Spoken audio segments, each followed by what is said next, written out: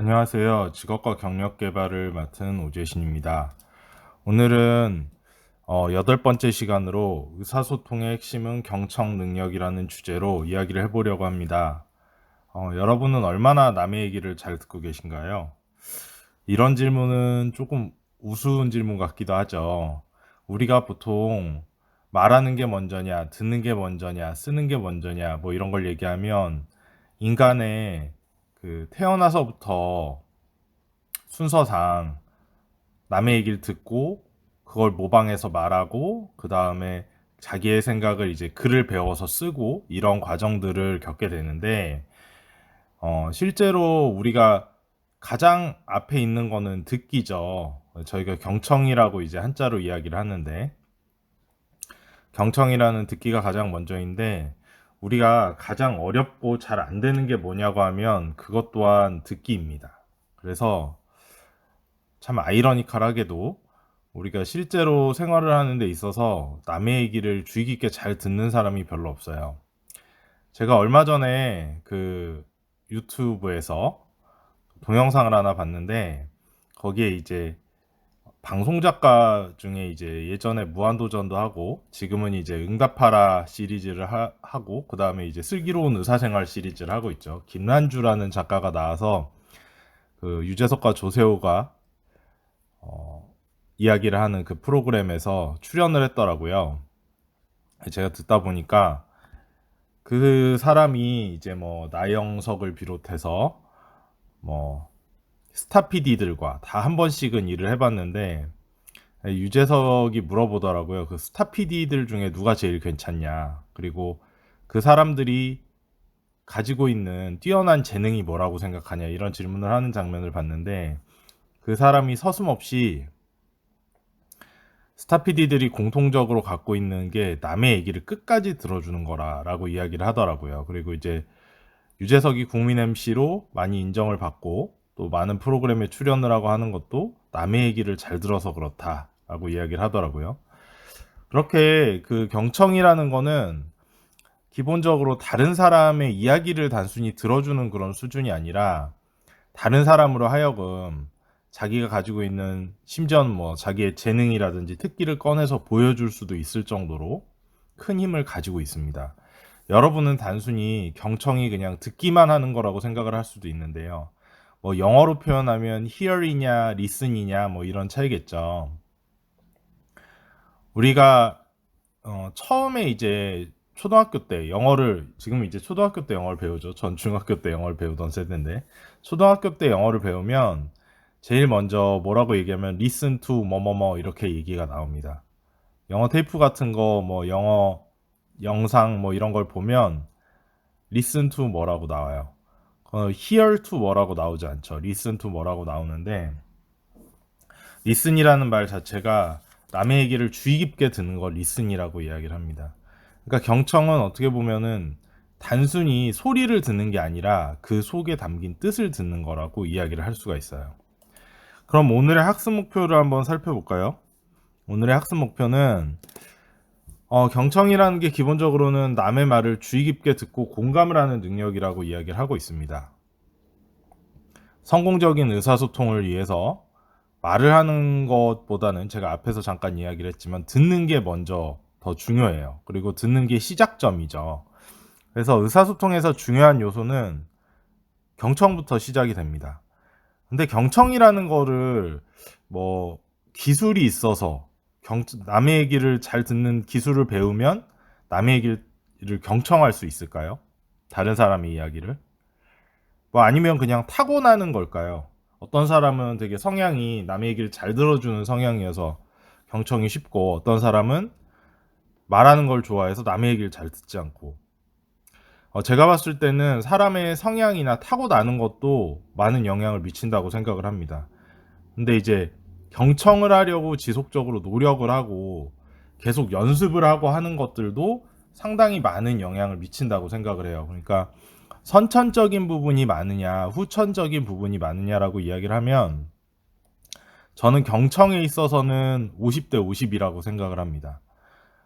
얼마 전에 제가 TV에서 하는 이제 차이나는 클래스의 어떤 강의를 들었는데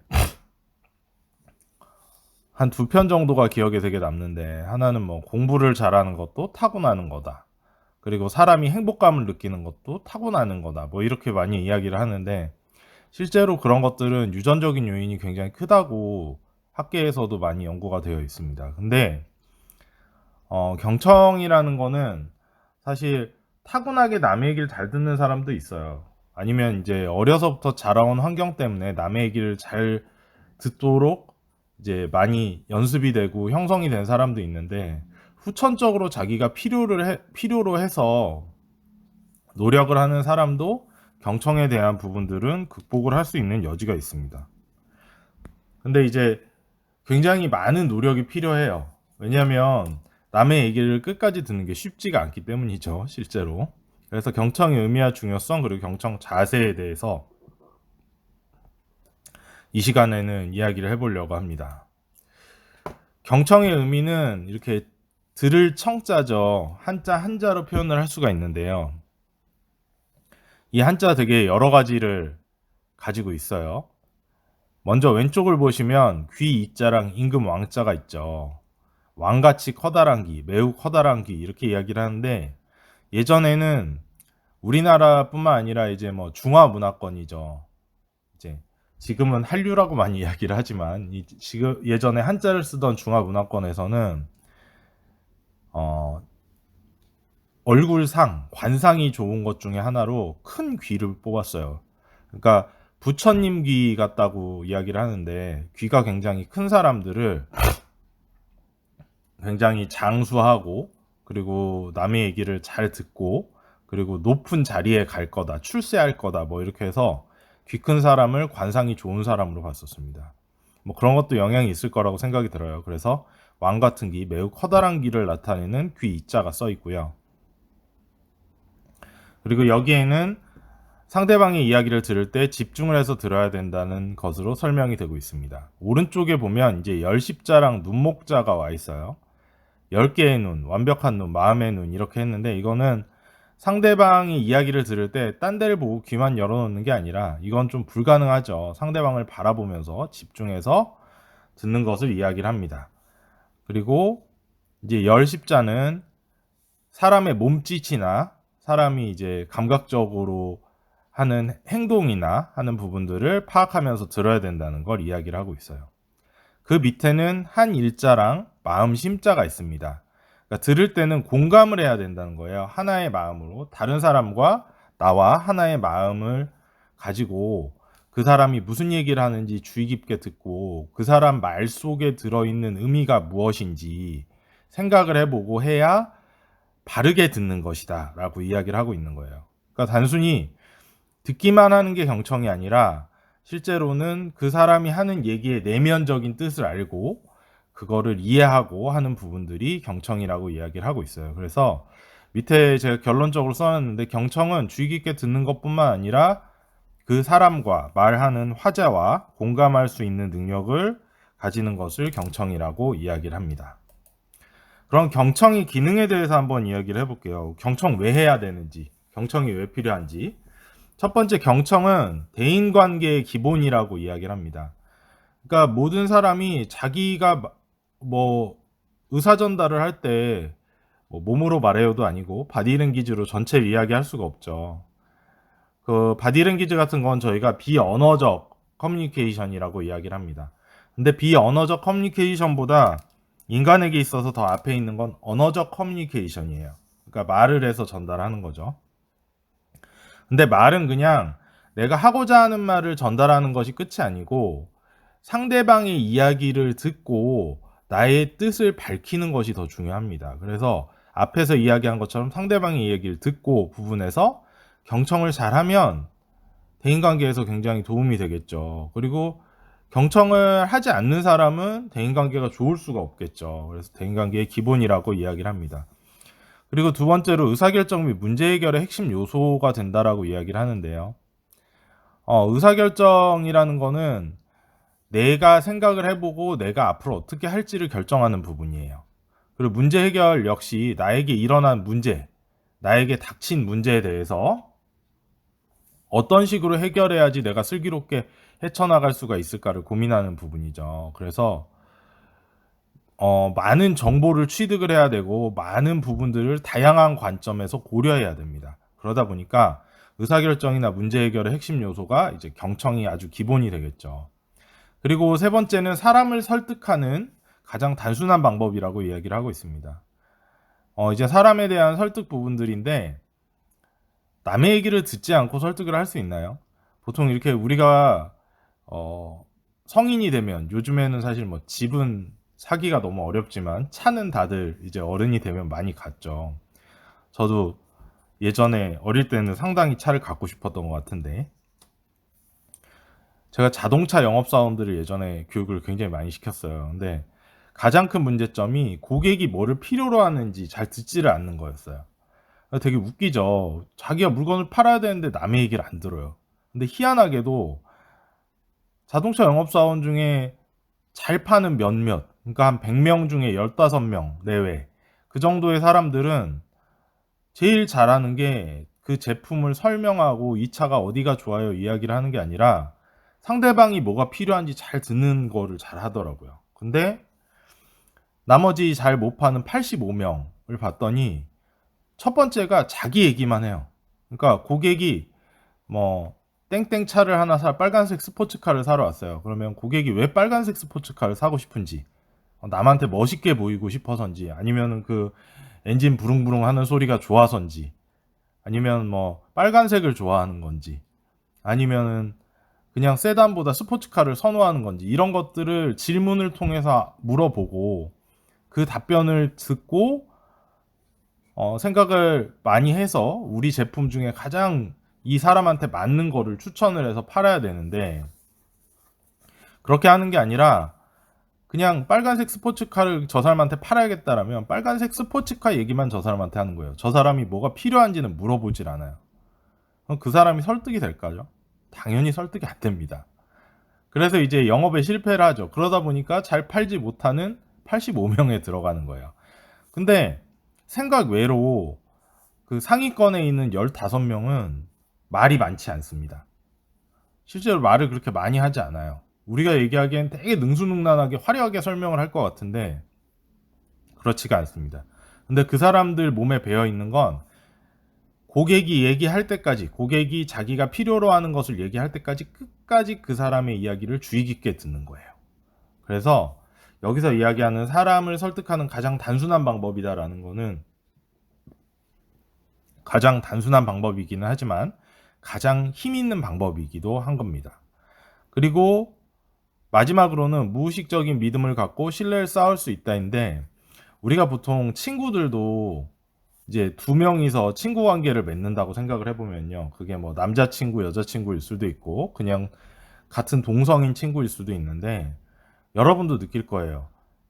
그 사람한테 끌리는 사람은 그 사람의 한마디 뭐 이런 것만 잘 하더라도 내가 하는 얘기를 주의 깊게 들어주는 사람한테 사람이 많이 호감을 갖습니다. 실제로. 뭐 남자친구, 여자친구 사귈 때도 뭐 저 사람 왜 좋았어 그러면 옛날에는 말을 잘해서 뭐 이런 답변이 많았어요. 근데 요즘에는 사람들이 되게 많이 달라졌어요. 예전에 제가 대학 다닐 때가 한 20년 전이니까 20년 전을 살펴보면 그때는 막 떠들고 막 화려하게 얘기하고 막 이런 사람들이 되게 멋있어 보이고 막 노래도 잘하고 말도 잘하고 이렇게 입으로 하는 것 중에 잘하는 사람이 이성 친구도 잘 사귀고 이랬던 것 같은데 지금은 사실 세상이 많이 바뀌었고 지금은 남의 얘기를 이제 뭐 좋은 얘기들은 너무 많잖아요. 예전보다 훨씬 정보도 많고 그러다 보니 지금은 자기가 가진 고민이나 자기의 생각을 함께 공유할 수 있는 사람이 뭐 이성이든 동성이든 진짜 친구가 될 수 있는 상황이 됐어요. 그래서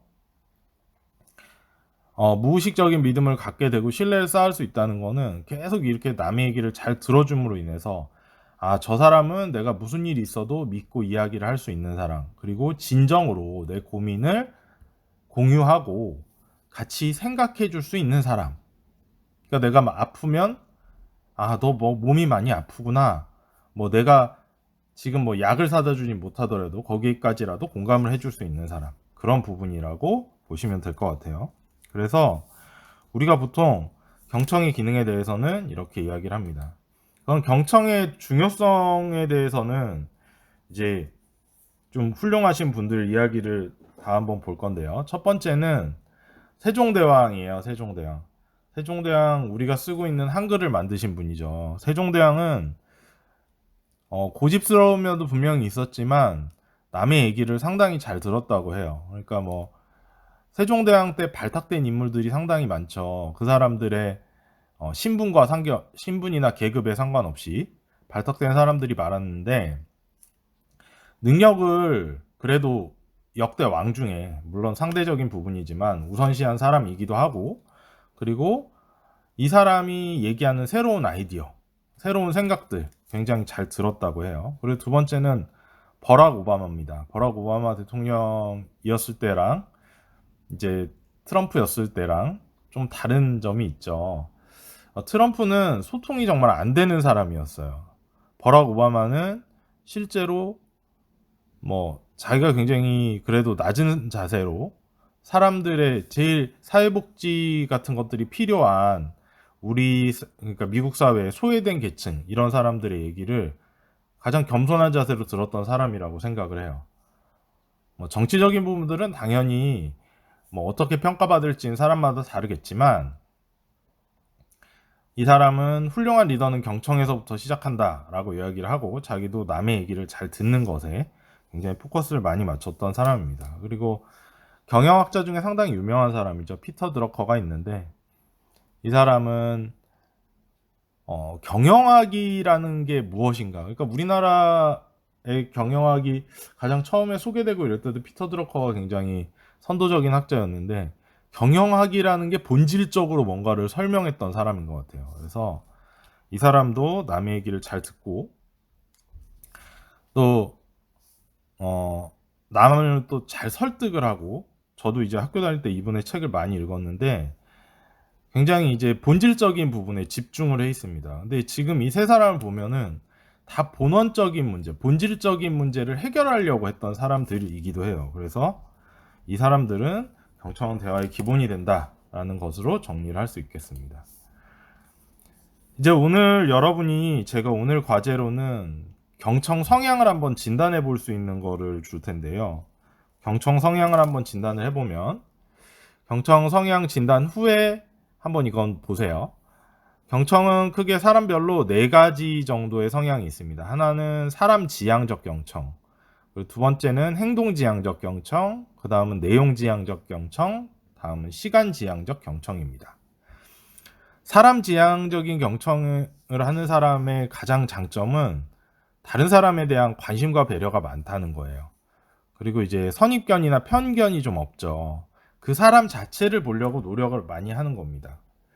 그리고 대화를 할 때 굉장히 이제 공감하는 피드백을 많이 주죠. 이렇게 끄덕거려 주기도 하고 또 이제 눈빛으로 공감하는 것들을 많이 표시를 하고요. 다른 사람의 감정 상태와 분위기를 잘 이해를 합니다. 근데 단점은 다른 사람에게 이제 사람에게 너무 맞춰진 나머지 다른 사람의 감정에 너무 휩쓸리게 되거나 휘말리게 되는 경우들이 있어요. 그리고 상대방을 좋게 보려고 노력을 하다 보니까 상대방의 약점을 잘 보지 못하는 단점이 있습니다.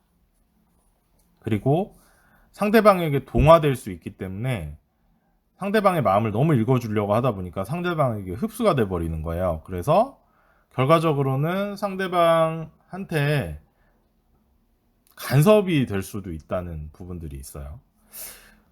이런 사람들도 사실 뭐 처음에는 좋은 것 같지만 이것도 좀 경계해야 될 부분이긴 합니다.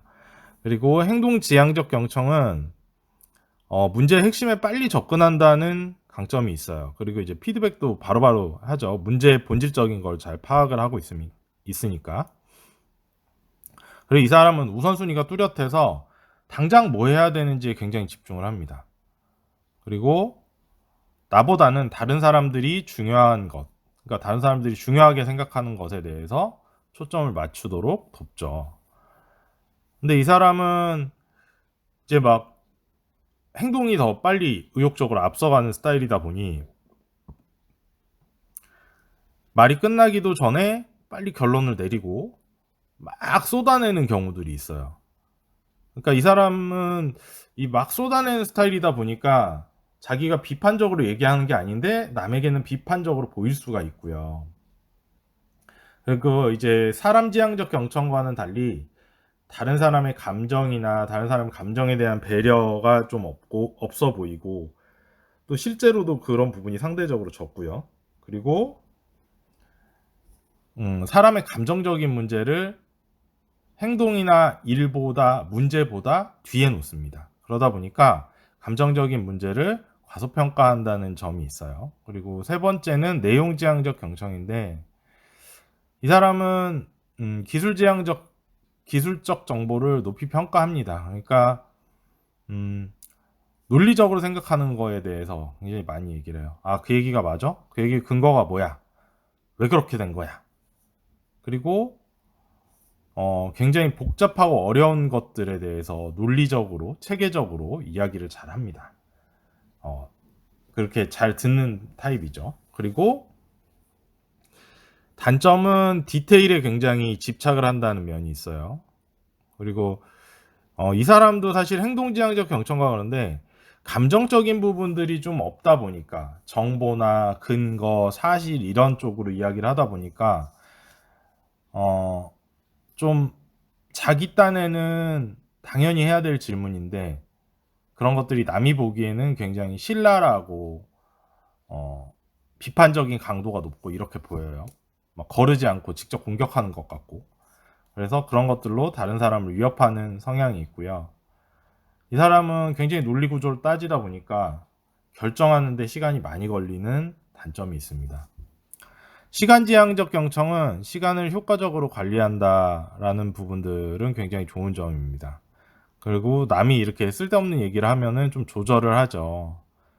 여기 이제 암시를 준다고 되어 있는데 좀 눈치를 주거나 이제 뭐 말을 가로막진 않지만 좀 이제 시간의 제한을 두고 조절을 하려고 노력을 합니다. 근데 이런 사람들은 이것도 좀 감정적인 문제인데 인간관계에 저희가 텐션이라고 이야기하는 긴장감을 줘서 다른 사람이 자기 말을 끝까지 못하게 방해하는 성향들이 있어요. 그리고 시간이 더 앞에 있다 보니까 이제 시간이 낭비되거나 시간을 오버하거나 넘어버리거나 이런 것들은 굉장히 참지 못하는 성향이 있고, 시간을 너무 의식해서 집중력이 떨어지는 경우도 있어요. 그래서 경청 성향별로 보면은 어떤 게 가장 좋다는 아닌데 이 네 가지를 다 갖추면 제일 좋겠죠. 현실적으로 불가능하지만 하여튼 이런 성향들이 있다는 거는 진단해보고 한번 보셨으면 좋겠어요. 그래서 효과적인 경청 방법은 뭐냐, 그래서 저희 패밀리라고 이렇게 제가 수업 시간에 몇 번 얘기했지만 저는 이렇게 앞자 떠서 얘기하는 거 별로 좋아하진 않습니다.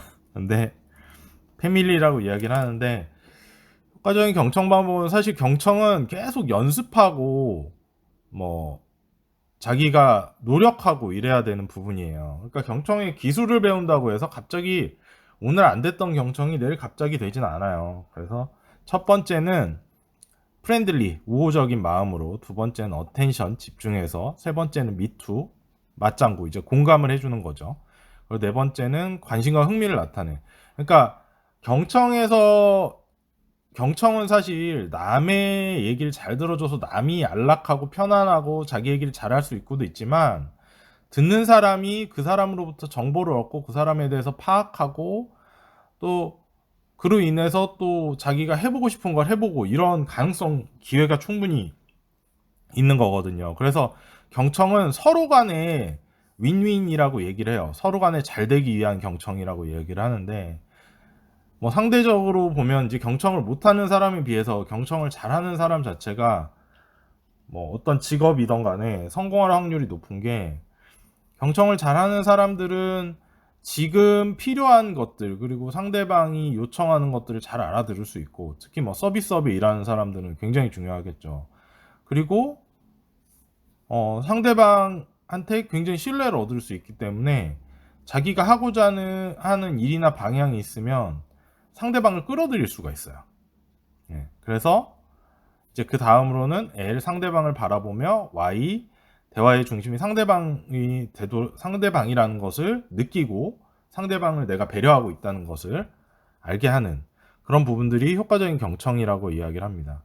경청은 사실 기술적인 부분들, 그리고 또 어떻게 경청해야 되는지 지식적인 부분들, 그리고 이제 태도나 자세적인 부분들이 다 혼합이 되어 있어요. 그래서 효과적인 경청 방법을 익히려면 자기가 계속 의식적으로 노력을 기울여야 되는 게 사실입니다. 그렇지 않으면 금세 또 헝클어져요. 그래서 올바른 경청 순서를 저희가 한번 살펴보면, 첫 번째는 준비를 하고 집중을 하고 예측을 하고 나하고 관련을 짓고 질문 요약 반응하고 이렇게 되는데, 제가 좀 이제 듣는 거는 기본적으로 주의 집중하고 이렇게 공감하고 잘 들어야 되는데, 그 다음으로 생각해 보는 이제 경청의 전반적인 과정 중에서 생각해 봐야 될 게 질문하고 요약하는 부분이에요. 그러니까 내가 남의 얘기를 들었는데 잘 납득이 안 가는 부분도 있을 수 있고 잘 이해가 안 가는 부분도 있을 텐데, 이거는 긍정적인 태도로 질문을 해야 돼요.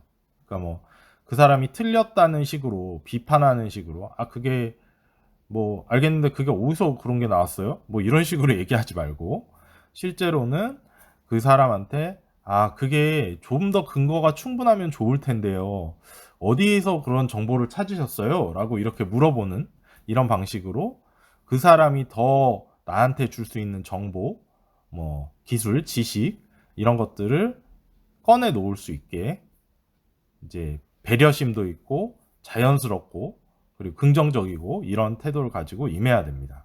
그리고 제일 중요한 거는 이제 두 사람이건 세 사람이건 열 사람이건 대화의 끝에는 요약을 하는 거예요. 오늘 무슨 얘기를 나눴는지. 그래야지, 특히 뭐 상호 간의 거래가 일어나는 대화, 회사에서는 사실 뭐 작건 크건 어쨌든 거래가 일어나는 대화가 되게 많은데, 그런 대화에서는 우리가 오늘 무슨 얘기를 나눴는지를 공유하는 게 상당히 중요합니다. 그래서 상대방의 이야기를 요약을 하고 이제 상대방도 아 나랑 오늘 이런 얘기를 서로 나눴고 이 사람도 잘 이해했고 나도 잘 전달했고 이렇게 느낄 수 있도록 요약하는 것들이 한편으로 또 굉장히 중요한 일이라고 볼 수 있습니다.